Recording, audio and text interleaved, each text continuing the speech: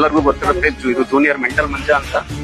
ದಾವಣಗೆರೆ ಕುರಿ field ಅಲ್ಲಿರೋರಿಗೆ almost ಎಲ್ಲರಿಗೂ ಗೊತ್ತಿರುತ್ತೆ ಈ ಮರಿ ಬಗ್ಗೆ. ಯಾಕಂದ್ರೆ ಇದು ನಮ್ಮ ಕರ್ನಾಟಕದಲ್ಲಿ ತುಂಬಾ ಹೆಸರು ಮಾಡಿದಂತ ಮರಿ ಇವತ್ತು ದಾವಣಗೆರೆ ಕಡೆ ಬಂದೈತೆ.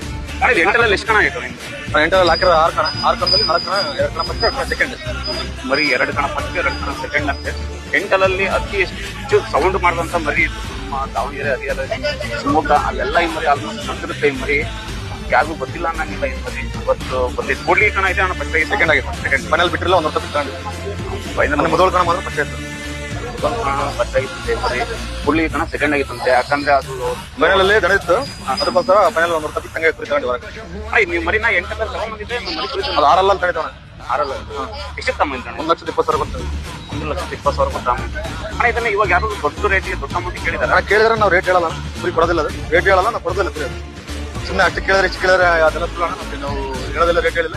ವ್ಯಾಪಾರನಲ್ಲಿ ಇಲ್ಲ, ಮನೆ ಮಗ ತಗೊಂಡು ಸಾಕಿರೋಣ. ನಾವು ಇಲ್ಲಿ ಕುರಿನೂ ಕೊಡಲ್ಲ, ಕುರಿ ವ್ಯಾಪಾರಕ್ಕೆ ಹೇಳಿಲ್ಲ. ಕೊಡ್ತೀವಿ ಅಂತ ನಾವು ಬೈಬಿಟ್ಟು ಹೇಳಿದ್ವಿ. ಮರಿನೂ ಕೊಡೋದು ಇಲ್ಲ ಅಂತ. ಯಾಕಂದ್ರೆ ಮರಿ ಮೇಲೆ ಅಷ್ಟು ಪ್ರೀತಿ ಇದೆ ಅವರಿಗೆ. ಆ ಸುತ್ತಲೂ ನೋಡ್ಬೋದು ಇದು ಬೇಸ್ ಎಷ್ಟಿದೆ ಅಂತ. ತುಂಬಾ ಜನ ಇದಾರೆ ಇಲ್ಲಿ. ಈ ಮರಿ ನೋಡೋಕ್ಕಿಂತ ತುಂಬಾ ಜನ ಬಂದಿದ್ದಾರೆ ಇವತ್ತು ಈ ಕಣಕ್ಕೆ. ಇವತ್ತು ಟಾಪ್ 8 ಮರಿಗಳು ಏನು ಕರ್ನಾಟಕದ ಟಾಪ್ 8 ಮರಿಗಳು ಸೆಲೆಕ್ಷನ್ ಮಾಡಿದ್ರಲ್ಲ, ಆ ಮರಿಗಳಲ್ಲಿ ಒಂದು ಇವತ್ತು ದಾವಣಗೆರೆ ಕಣಕ್ಕೆ ಬಂದೈತೆ ಇವತ್ತು.